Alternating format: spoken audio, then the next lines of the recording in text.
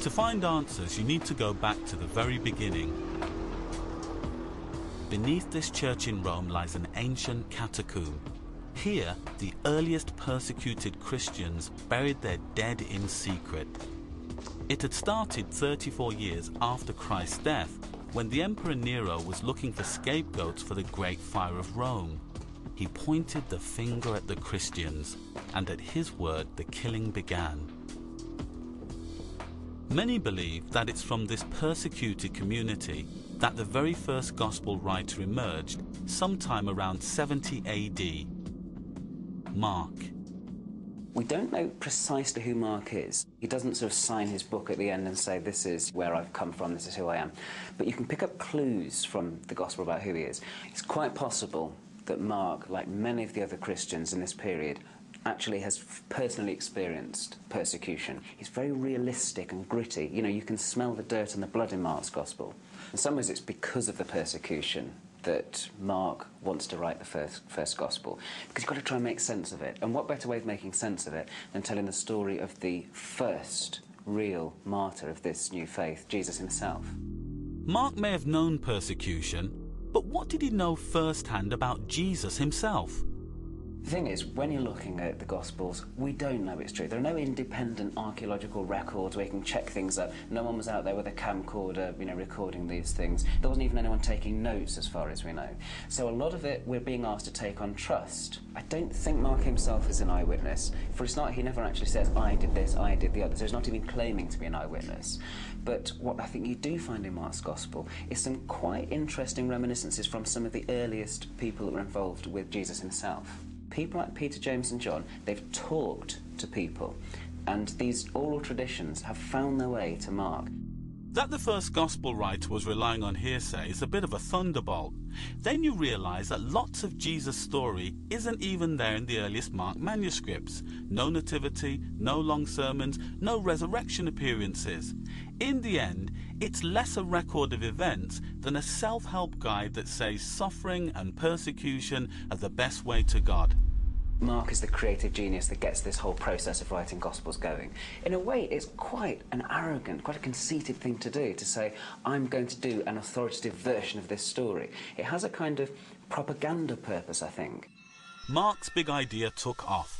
A decade or more later, over in Antioch in Syria, another man turned his hand to writing Jesus' story. But this time, it's a PR campaign for a very different kind of Christ. Well, most people might think first off that Matthew's Gospel is written by Matthew the tax collector, one of the 12 disciples. When you look at the document carefully, you see that the Gospel doesn't look like the product of an eyewitness.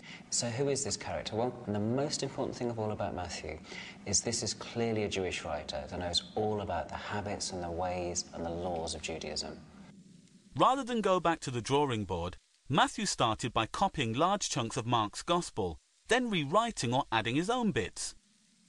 In the ancient world, there's no copyright laws, and you can just copy stuff out, and Matthew does. I mean, sometimes word for word. Isn't this just plagiarism? I think the thing is, you'd have to say that if Matthew was writing today, you could take him to court for plagiarism. There's no question about it. What Matthew, I think, is trying to do is supplant Mark. He's trying to take it over. Matthew thinks that Mark's picture of Jesus isn't quite right. He knows that Jesus was a Jew, and he knows that Jesus was more Jewish than Mark is inclined to paint him.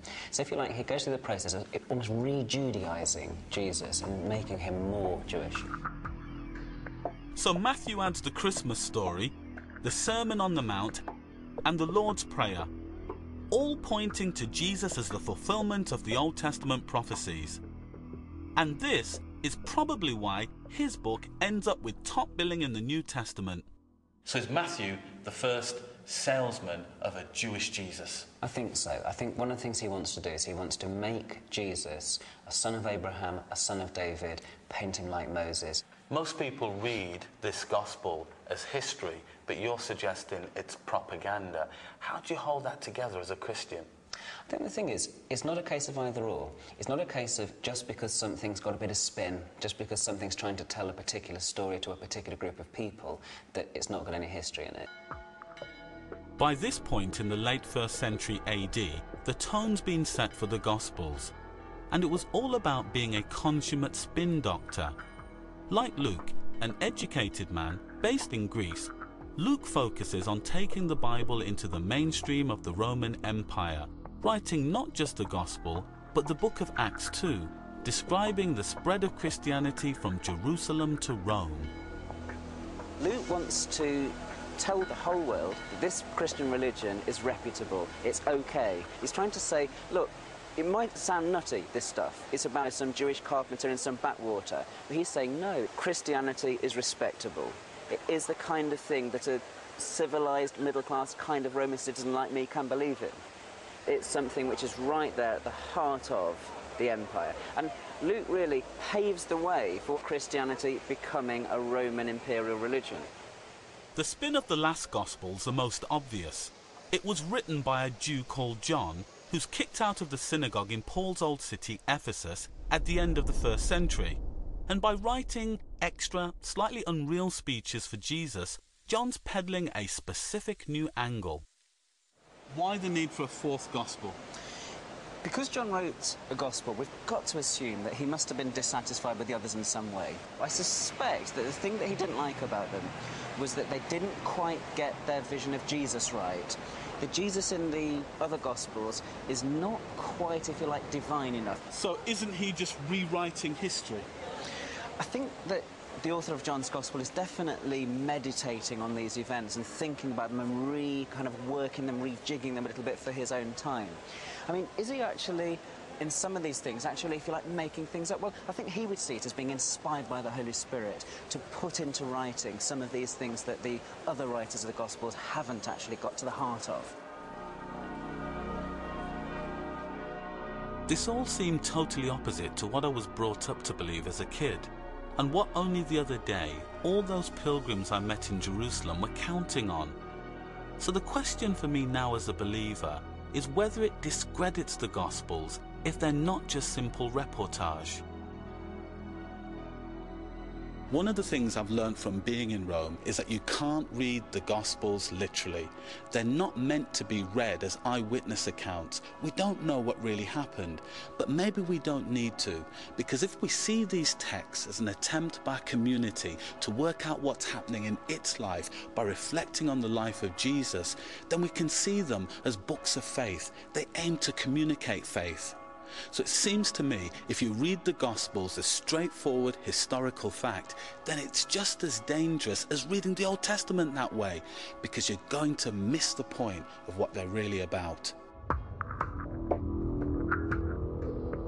So it's back to England to talk to a guy who's transformed himself from underworld villain to born-again Christian, simply by reading and believing the New Testament Gospels.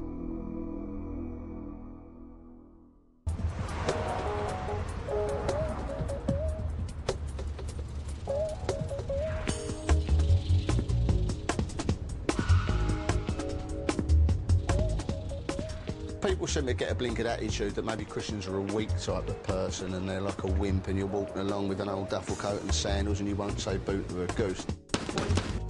Now, to me, the